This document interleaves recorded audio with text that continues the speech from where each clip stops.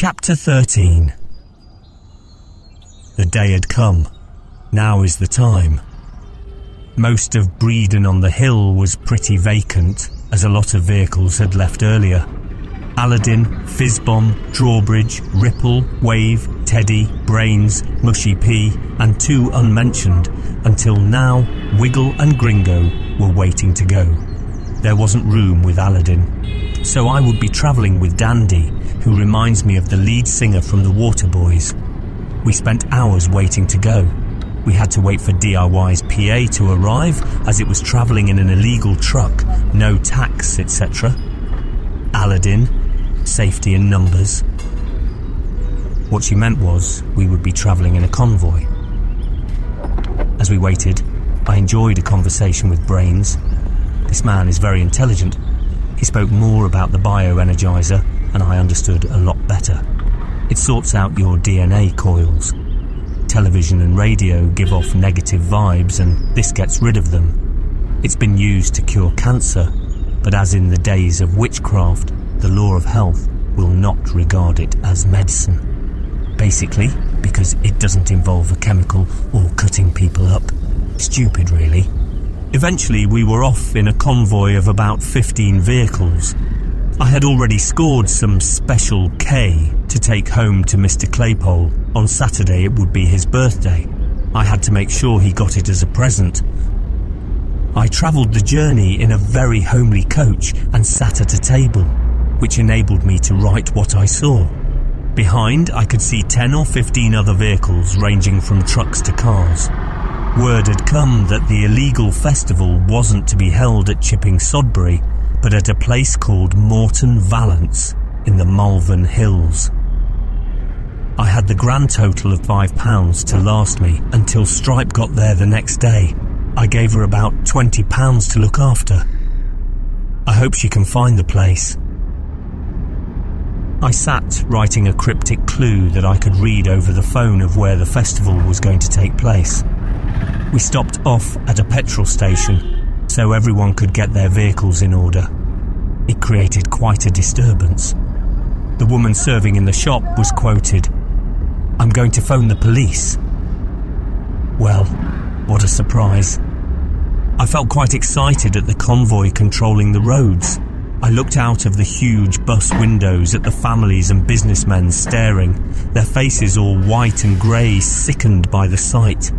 I saw one man shaking his head at me, and I felt quite compelled to stick 2 fingers up at him, but restrained myself and just smiled a pan-like smile. We spent 3/4 of an hour at the station, and eventually the police did turn up. The officer jumped out of his car and harassed the nearest traveller. Everything seemed to be all right though, and we set off on our way again. It is late at night, and I have been asleep. We are now crossing a field in which I can see several lights. This is the place. There are literally thousands of people here. We are now at standstill. The door to the bus opens and a girl steps in shouting, "It's fucking massive here, it's huge!" Which reminded me of what someone said while they had their head between my legs. A crap joke, but it really did sound like it. Honest. For me, the sight was what I expected. It is dark, everyone is cold and most of all tired from the journey. It just remains to find somewhere to pitch. From what I can tell, with it being illegal, the reporters will probably be here tomorrow. I can see this festival getting right out of hand in the public's eyes within the next couple of days. Nothing will stop it. A man has just poked his head round the door asking if we have any cigarettes to sell. This must mean there is a serious shortage. Blow too. But having been living in Lincoln, what's new in that? Not for Teddy though. When we had parked the vehicles, I spent most of the night in the cab of his truck. He got me really stoned, and I haven't felt as wrecked as that in a long time. As we talked about the festival and how it would turn out, we noticed through the windscreen a long stretch of light, which at first I thought were lights from part of a rave. I was wrong. In actual fact, it was a stream of never-ending traffic coming in all directions. It was one of the most incredible sights I'd ever seen. "We were in that for 3 hours," said Teddy with a calm sense of joy. Of course I didn't know. I had been asleep. What a wondrous spectacle there was before me. What brings people to do this? Drugs? A laugh? A holiday? A statement perhaps? Or is it just a love for who they are? And each other? And all these things mixed in? Who knows? Everyone has, I'm sure, their own reasons. And at that moment, mine was sheer excitement at one big fat long party.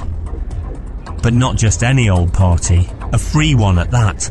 I couldn't get over the unbelievable view of all that traffic. It went on for miles, and almost certainly went on for hours. Eventually I fell asleep in the back of Teddy's truck. I slept while the river became a sea. I awoke with a Buddha being shoved in my mouth. A great breakfast to start the festival with. I clambered out of the truck and with the sun seriously shining, realised we were in a completely different part of the site. I looked to my left and found that DIY was setting up in a marquee at the top of a hill. We had the idyllic backdrop of a beautiful landscape. Right there and then, I knew the weekend had started, and what a long weekend it was going to be. We had moved because there were a lot of hardcore sound systems on site, and DIY needed their space. Eventually people would turn to DIY. Exploring more, the whole place was one big valley, and as the sun beat down, so did the music from the huge marquee. I knew that this wasn't going to be just any party. This was Castlemorton,